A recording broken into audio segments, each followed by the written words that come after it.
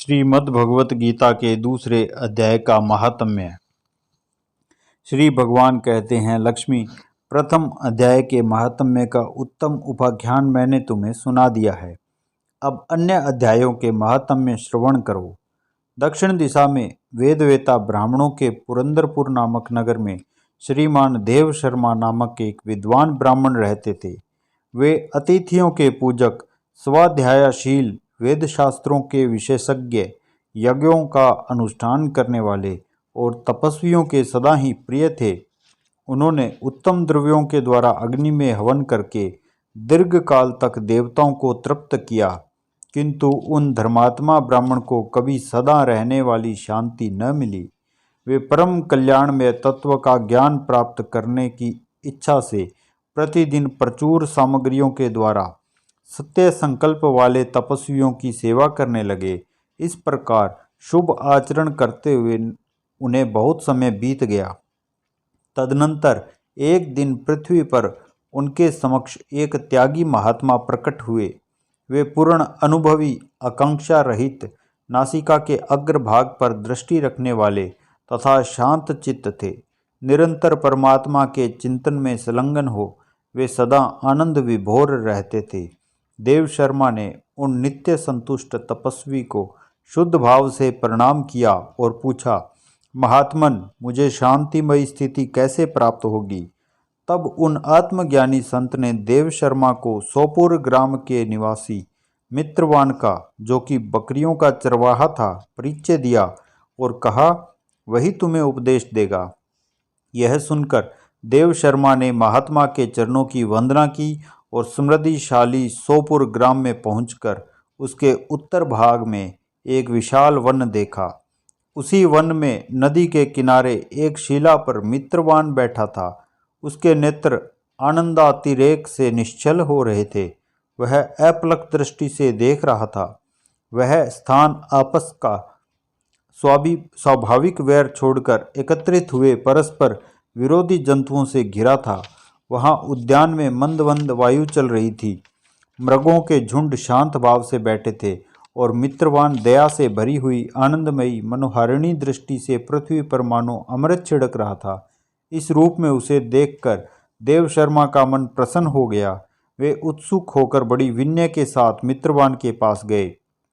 मित्रवान ने भी अपने मस्तक को किंचित नवाकर देव शर्मा का सत्कार किया। तदनंतर विद्वान देव शर्मा अनन्य चित्त से मित्रवान के समीप गए और जब उसके ध्यान का समय समाप्त हो गया, उस समय उन्होंने अपने मन की बात पूछी। महाभाग, मैं आत्मा का ज्ञान प्राप्त करना चाहता हूँ। मेरे इस मनोरथ की पूर्ति के लिए मुझे किसी ऐसे उपाय का उपदेश कीजिए जिसके द्वारा सिद्धि प्राप्त हो चुकी हो। देव शर्मा की बात सुनकर मित्रवान ने एक क्षण तक कुछ विचार किया। उसके बाद इस प्रकार कहा, विद्वन, एक समय की बात है, मैं वन के भीतर बकरियों की रक्षा कर रहा था। इतने में ही एक भयंकर व्याघ्र पर मेरी दृष्टि पड़ी, जो मानो सबको ग्रस लेना चाहता था। मैं मृत्यु से डरता था, इसलिए व्याघ्र को आते देख बकरियों के झुंड को आगे करके वहां से भाग चला, किंतु एक बकरी तुरंत ही सारा भय छोड़कर नदी के किनारे उस बाग के पास बेरोक टोक चली गई। फिर तो व्याघ्र भी द्वेष छोड़कर चुपचाप खड़ा हो गया। उसे इस अवस्था में देखकर बकरी बोली, व्याघ्र, तुम्हें तो अभिष्ट भोजन प्राप्त हुआ है। मेरे शरीर से मांस निकालकर प्रेम पूर्वक खाओ न। तुम इतनी देर से क्यों खड़े हो? तुम्हारे मन में मुझे खाने का विचार क्यों नहीं हो रहा है? व्याघ्र बोला, बकरी, इस स्थान पर आते ही मेरे मन से द्वेष का भाव निकल गया है। भूख प्यास भी मिट गई है, इसलिए पास आने पर भी अब मैं तुझे खाना नहीं चाहता।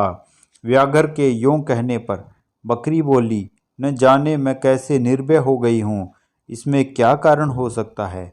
यदि तुम जानते हो तो बताओ।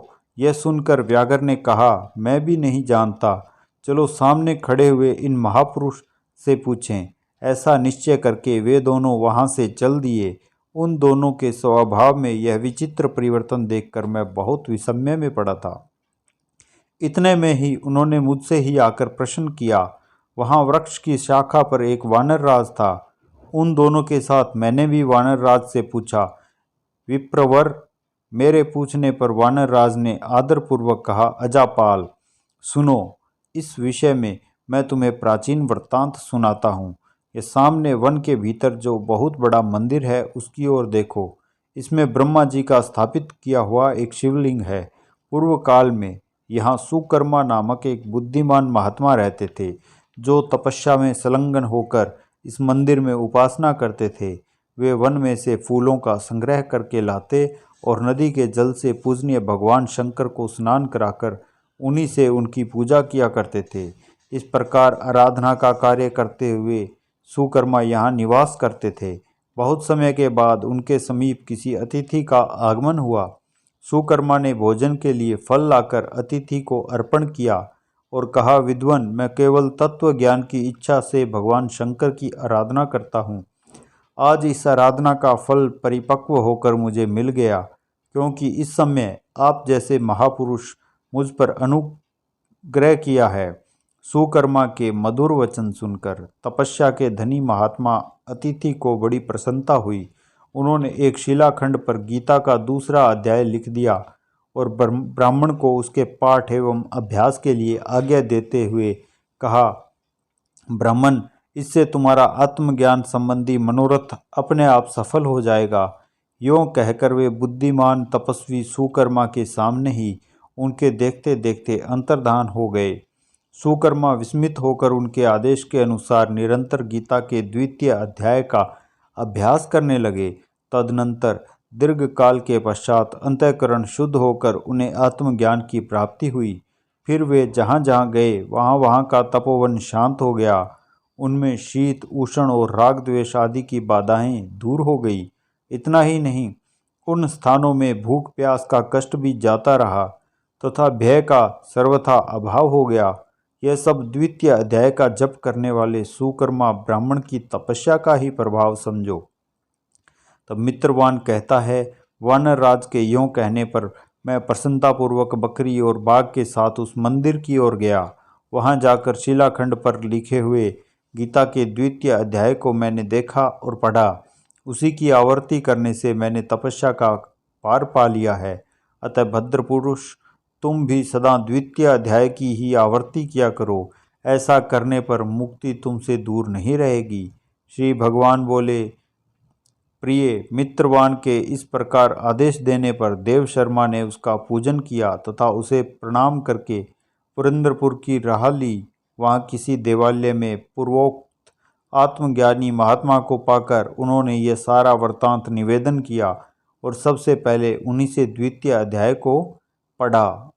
उनसे उपदेश पाकर शुद्ध अंतःकरण वाले देव शर्मा प्रतिदिन बड़े श्रद्धा के साथ द्वितीय अध्याय का पाठ करने लगे।